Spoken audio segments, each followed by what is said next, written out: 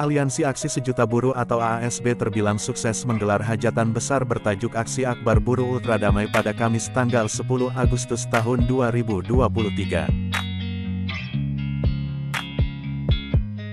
Ratusan ribu buruh dari Jakarta, Jawa Barat, Banten dan daerah-daerah lain seperti Jawa Tengah dan Jawa Timur, ditambah mahasiswa, mengular dari air mancur di perempatan jalan yang mempertemukan Jalan Tamrin dengan Jalan Budi Kemuliaan, Medan Merdeka Selatan dan Medan Merdeka Barat yang ditutup polisi karena mengarah langsung ke Istana Negara tempat Presiden Jokowi berkantor. Para buruh itu merupakan pengurus dan anggota lebih dari 30 federasi dan konfederasi yang tergabung dalam AASB, di antaranya KSPSI yang dipimpin Jumhur Hidayat, GSBI, SPN, PPMI, Aspek Indonesia dan Gaspermindo.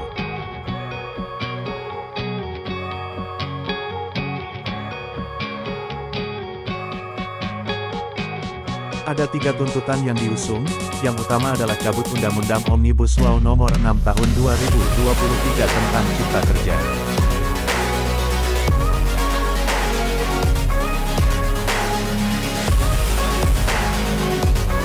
Dua tuntutan yang lain adalah cabut Undang-Undang Omnibus Law Nomor 17 Tahun 2023 tentang Kesehatan, dan mewujudkan jaminan sosial semesta sepanjang hayat atau JS3K.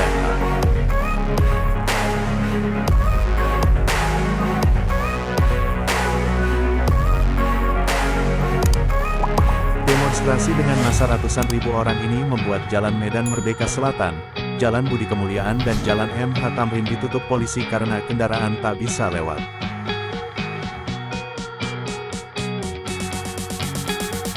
Sementara Jalan Medan Merdeka Barat telah lebih dulu diblokade polisi agar massa tak bisa mencapai Istana Presiden. Sejumlah tokoh nasional juga hadir di acara ini, di antaranya Rizal Fadila, Rizal Ramli, Egy Sujana dan Jus Sumadi Praja.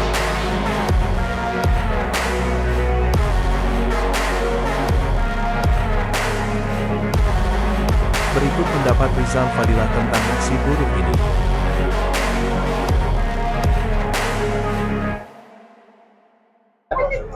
Ya, ini aksi Aliansi Sejuta Buruh yang mendapat respon dari masyarakat, dari rakyat yang sangat menyetujui aksi ini.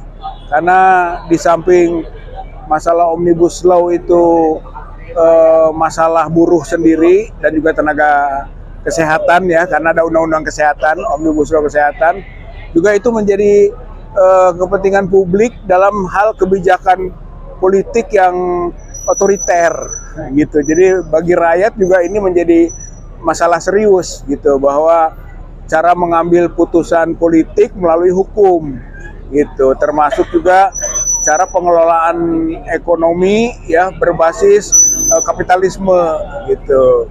Jadi materialisme juga gitu. Inilah tidak adil, pemihakan kepada kaum majikan, sedangkan tenaga kerja atau kaum yang memang dalam posisi lemah ya semakin dilemahkan gitu oleh aturan. Oleh karena itu aksi ini aksi yang konstruktif lah, dan mungkin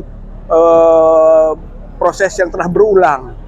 Hanya yang saya lihat ternyata pemerintah ini sumum, bukmun, umyung gitu. Jadi dia itu tuli, dia bisu, dan dia buta, fahum layar jiun, nggak pernah bisa kembali, muter-muter aja di situ, di investasi, di materi, gitu kan, di hutang luar negeri, sekitar itu, gitu. Jadi kepentingannya kepentingan materialistik, gitu. Oleh karena bukan ideologis, bahkan boleh disebut bertentangan dengan ideologi Pancasila yang menyeimbangkan antara kepentingan materi dan spiritual. Kalau ideologis, kalau ini enggak gitu, sehingga buktinya Omnibus Law dipaksakan gitu, dan ini perlawanan buruh gitu.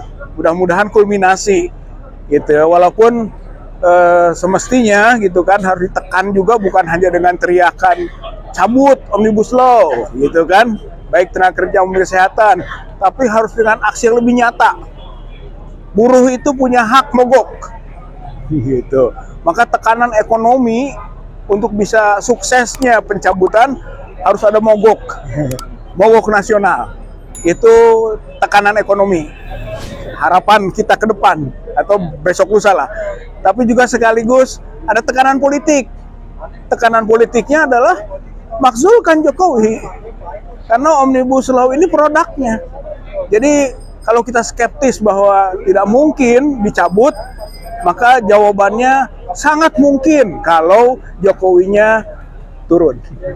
Jadi problem utama kita adalah kepemimpinan nasional yang tidak bagus gitu dan merusak, serta oligarkis, tidak menerima aspirasi rakyat seperti kaum buruh sekarang ini yang disampaikan melalui aksi aliansi sejuta buruh.